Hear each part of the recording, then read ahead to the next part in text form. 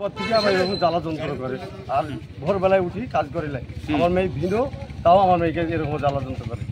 আমি আর কয়েকবার মিটিংও ডাকিছি, আমাদের রকি প্রধানের বাড়িতে আমি মিটিং ডেকেছি, যাই ওখানে সবাই মিলে বুঝি টুজি দিয়ে দেখেন, আমি ওর বাড়িতে ঘিনটাই যাইনি। আর আজকে কি শুনলেন?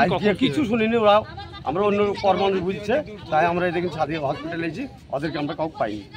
মানে ওর কোনো লোক নাই এখানে। না আপনার মেয়ের শ্বশুর বাড়ির কেউ আসেনি? না, কেউ নাই। ওদের এসে কি দেখলেন? আইসি মরা পড়ে আছে। এখন কি চাইছেন? আমি নিজ বিচার চাই, আমি আইনের মাধ্যমে যেটা হয় সেটাই আমি চাই। কিন্তু কেউ অসম্ভব, আত্মহত্যার চিহ্ন নাই, কিছু প্রমাণ নাই। আমাকে দেখাতে হবে, আত্মহত্যা গেলে লোক থাকবে। আমি নিজে নিজে আত্মহত্যা যদি করি তাহলে আমার লোক থাকবে পাশে, কই সেই লোক একটা দেখাক আমাকে, ওরা দেখাক, আমার কোনো আবেদন থাকবে না। কই সেই লোকটা দেখাক, আমরা সার্চ করেন এই হসপিটালটায়, আর কোনো বংশধর লোক আছে। আপনার মেয়ের নাম কি?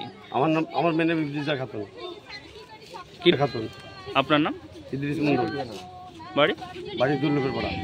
থানা দ্বারস্থ হচ্ছেন তাহলে আপনার এখন? হ্যাঁ, আমি আইনের মাধ্যমে যেটা হবে আমি সেটি চাই।